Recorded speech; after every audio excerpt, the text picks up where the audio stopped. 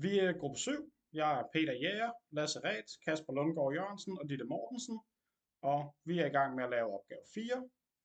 Og derfor har vi et par punkter på vores agenda, vi skal snakke om. Og vi snakker først med at snakke om virksomhedsprofil, mål og idéer.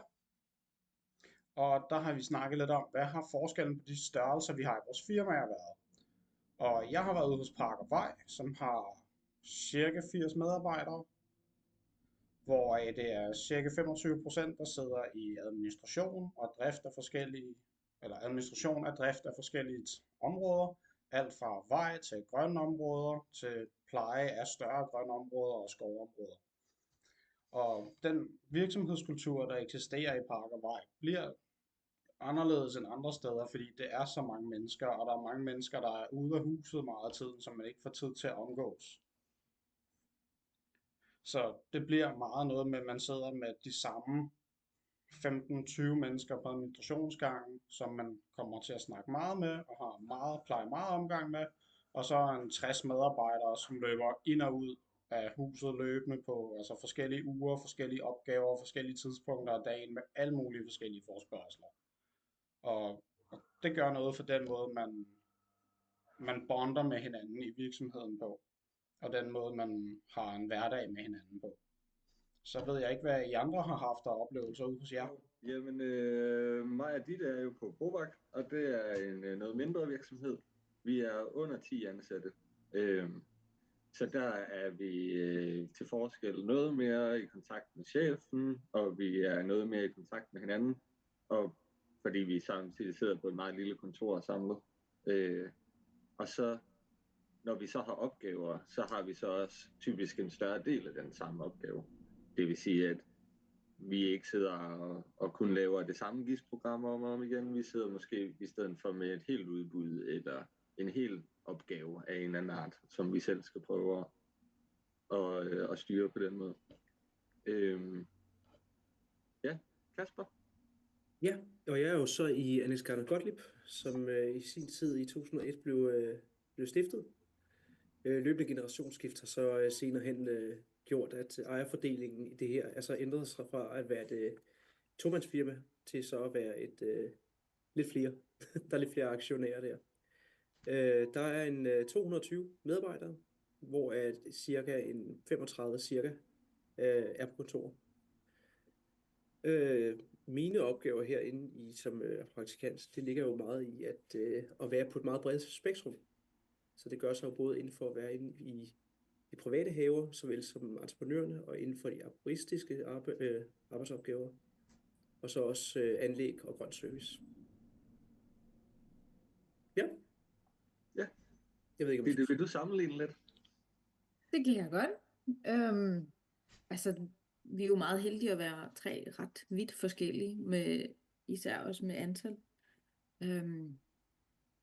Lasse og jeg, vi kan få lov til at være med til det hele, og vi kan have snakke hver dag med alle på kontoret, hvor at i lidt større virksomheder, der kan man være lidt mere inden for hver sit område, og så kan man komme og snakke om de områder, tænker jeg. Ja, hvor vi lidt på kontoret kan have fingre med i det hele, ikke? Og vi ikke har en decideret at gå hen til om driftsspørgsmål, så kan vi lidt spørge alle.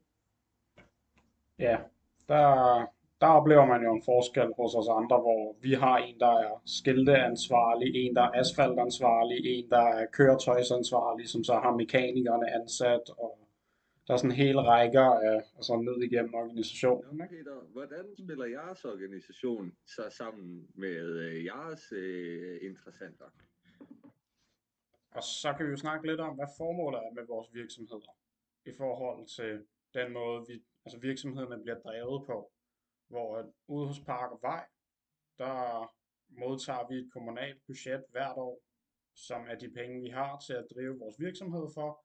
Og der sidder folk med nogle faste pladser, så man får en meget sammensømret kultur, fordi folk ved, at Park og Vej bliver ved med at eksistere på den ene eller den anden måde. Så kan det godt være, at budgettet er lidt lavere nogle år, lidt større andre år. Men overordnet ved man, at det er en driftsenhed i det kommunale, som bliver ved med at eksistere.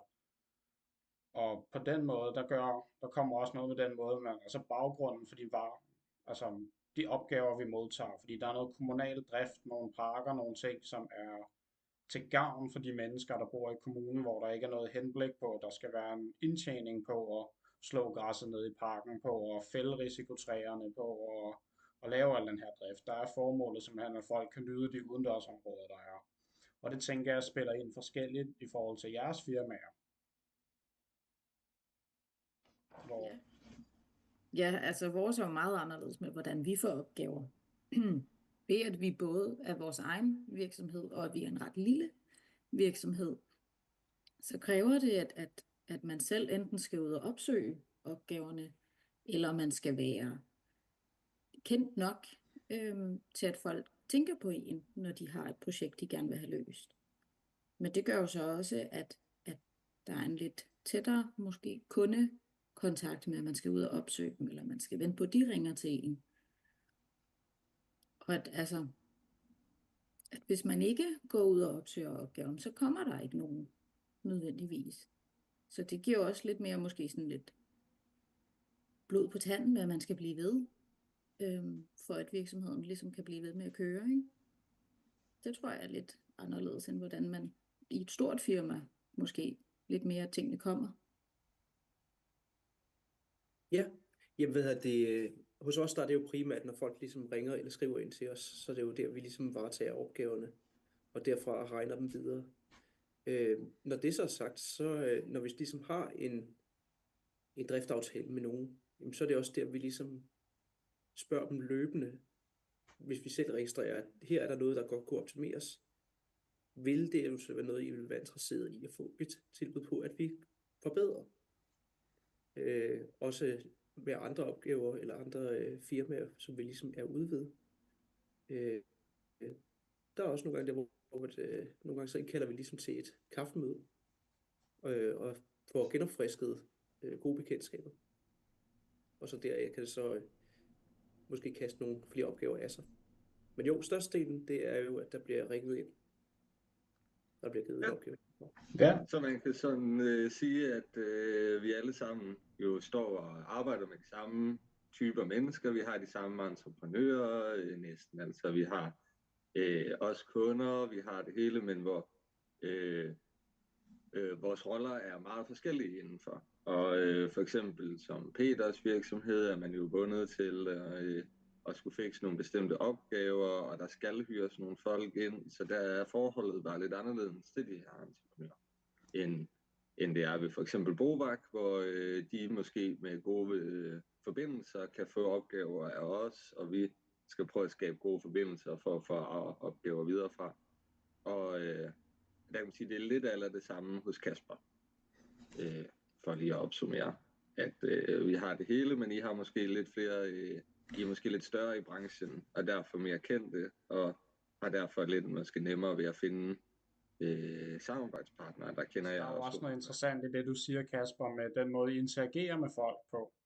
Fordi der kan det jo kaste noget af sig, hvor for os, det kan kaste af sig, at man måske får nogen i et borgerlag, som kan slå græs billigere, end hvis vi selv skulle hyre en til at slå græs ude i det, altså de små byer og kommunale sådan, små ting, der eksisterer.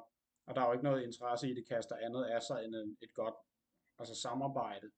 Og det har også noget at gøre med den måde, det sådan er organiseret på, i selve organisationsstrukturen af firmaerne.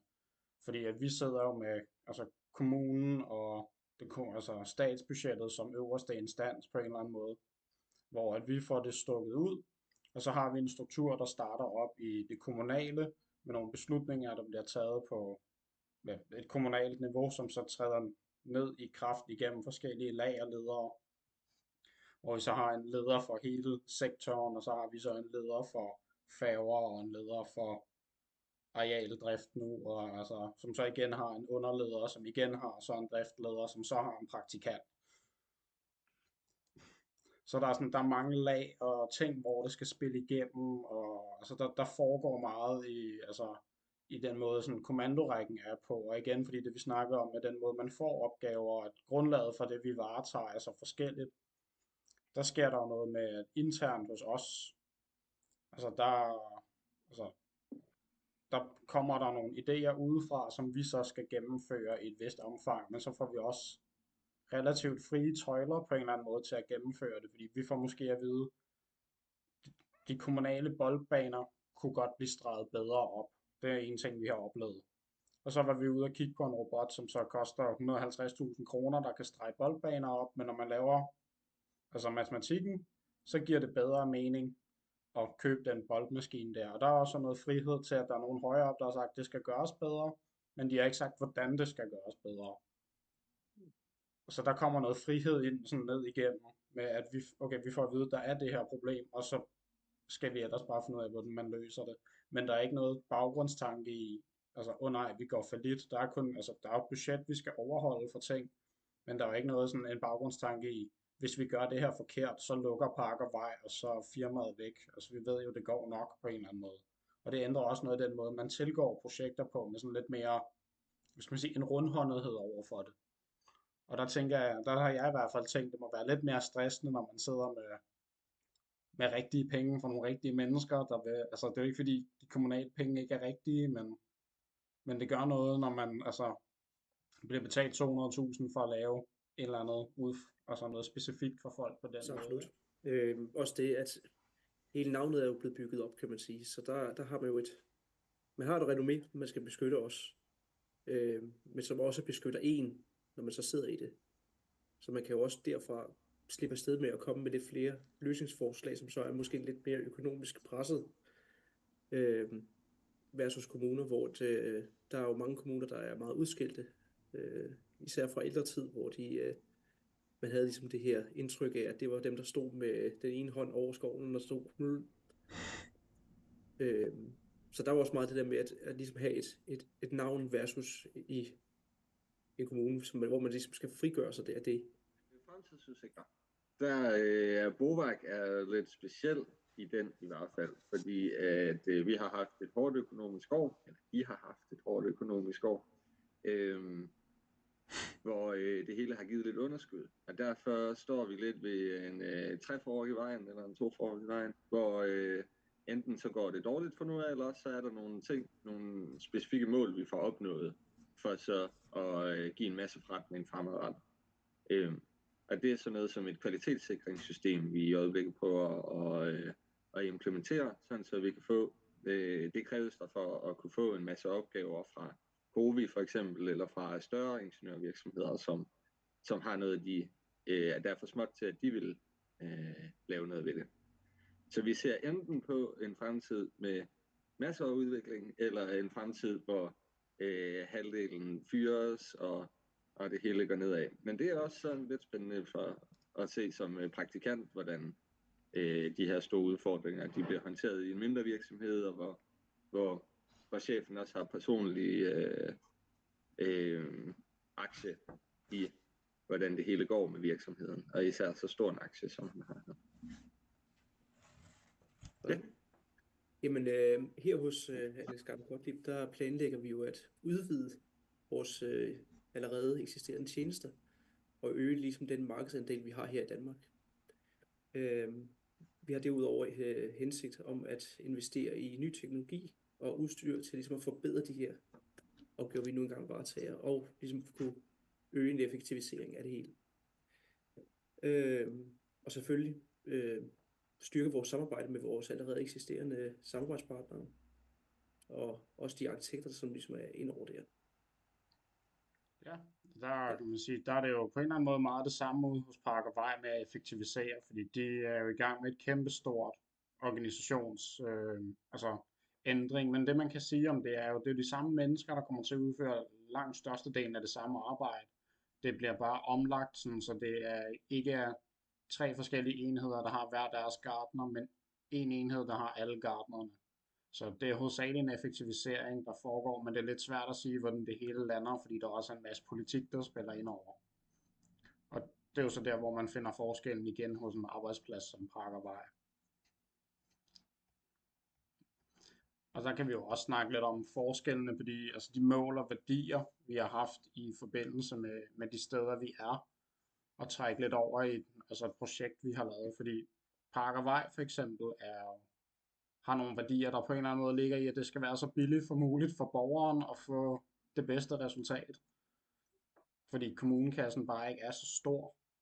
Og så er der selvfølgelig noget vild med vilje, og nogle af de her sådan lidt mere altså klimatiltag og altså klimatilpasningstiltag, hvor man prøver at gøre nogle af de her ting med igen et ret stramt budget. Så der møder man igen den der, hvor du har en hel masse god vilje, men du har ikke nødvendigvis pengene til at udføre al den gode vilje. Og det gør jo lidt, hvor at jeg tænker, jer andre, hvis der er nogen, der har noget god vilje, som de er villige til at betale for, så får de også altså det, de betaler for, hvor at der er bare så meget på tallerkenen. Der er 1000 færre altså opgaver, man ikke er gået i gang med endnu. Der er jo opgaver hos os, for eksempel, hvor hvis vi tager ud til de private haver, der vil Herrefru Danmark, de vil jo meget gerne vide præcis, hvad øre for øre går vores penge til. Hvor at i de større firmaer, der er de jo næsten, de er jo ligeglade med i de små marginaler, de vil jo gerne vide det store billede, hvad koster det. Så det er også sådan en lidt sjov måde at se de to verdener ligesom mødes her. Vil du sammenligne det? Ja, men den er jo nok lidt svær at sammenligne, for det er meget forskellige retninger, vi egentlig går i. Altså jeg tror mest, Peter og Kaspers er lidt henne i samme med at optimere og med at forbedre, ikke? Hvor at vores her i Bovagt, det med, at den kan gå to veje. Altså enten er vi også i gang med at forbedre og optimere med at få en bedre eller en højere kvalitetssikring og kunne få nogle flere opgaver. Men der er så også lidt sammenligning med, at en kommune ofte står for lidt usikkerhed med nedskæringer. Og der har vi jo lidt med vores Bovagt også, altså at det også er en mulig retning, at der skal skæres ned og tyndes ud i medarbejdere, ikke? Så der er jo lidt sammenligninger i fremtiden. Ja. Men også meget forskellige, altså. Ja. Der, hvor de alle sammen mødes, det er jo det der med effektivisering. Det er jo noget, som alle vil være med på. Dagen er jo meget omskiftelige, og så det ligger der to dele i. Den ene er, at jeg har jo prøvet at komme lidt ud med flere mennesker på kontoret og se, hvad de laver, for lige at få sådan lidt spredning og se, hvad eksisterer der alle sammen af dørene, altså inden for dørene. Men sådan overordnet, så kommer vi jo ind på arbejde, og så ligger der altid, som sagt, 1000 ikke færdige projekter, som man kan tage fat i. Det er nok tættere på 1100 egentlig. Så der har vi nogle ting, vi har gang i, som har nogle deadlines, som skal køres igennem og skal kigges på. Og så er der sidder jeg med en masse blandet papirarbejde, opskrivning af aftaler, udmåling af GIS-kort, en række af de her forskellige ting.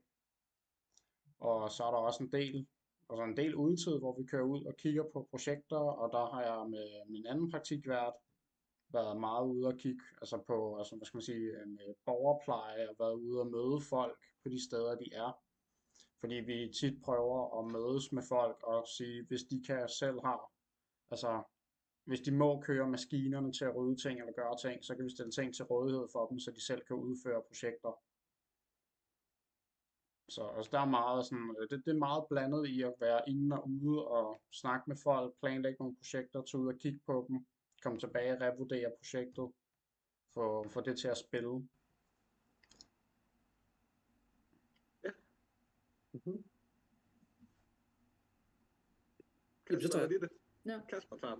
Nå, ja, der gik lidt tid. Undskyld, jamen en typisk arbejdsdag for mig, det kan være, at hvis jeg selv har arrangeret nogle møder, eller skal til nogle møder, så er det jo det, der lige bliver afviklet løbende. Så har jeg jo nogle skuffeprojekter, jeg ligesom kan tage mig til. Og det er, om det er GIS-analyser, eller om det er nogle kalkulationer på nogle forskellige opgaver. Så er der selvfølgelig de lidt mere essentielle opgaver, om man vil, hvor de kræver lidt mere opmærksomhed, og det er jo det, man primært sidder med. Og det er jo alt lige fra tilbudsberegning til kontrakt med leverandører og eller kunder. Og så det er jo det med at få balanceret lidt i det og jonglere lidt imellem de to, eller de ting. Ja, altså vores hverdag på Bovagt er lidt afhængig af, hvad for et projekt vi egentlig har kørende. Vi har brugt noget tid med et specifikt projekt, hvor vi har kørt meget igennem det. Så der har hverdagen været lidt ens nogle dage, men så har der jo været lidt veksling i, at nogle dage så har man siddet med helt fokus på GIS, eller så har man siddet med de mere skriftlige dokumenter. Og så andre dage har vi jo været ude ved selve kunden og snakke med dem, og ligesom høre om det hele der. Og så har vi også nogle andre dage, som overhovedet ikke handler om de projekter, vi sidder i gang med, men er mere om selve virksomheden. Så har vi nogle strategimøder inde i byen, eller kvalitetssikringsmøder. Så jeg tror, det veksler lidt. Nogle dage er meget ens, hvor vi virkelig bare sidder og fokuserer på ét projekt, og andre dage, der kan vi være vidt forskellige steder i løbet af ugen. Ja. Ja. Og det var det. Det synes jeg er meget godt. Så siger vi tak fra gruppe 7. Det var tak. Jo, tak. Jo, tak. Sådan.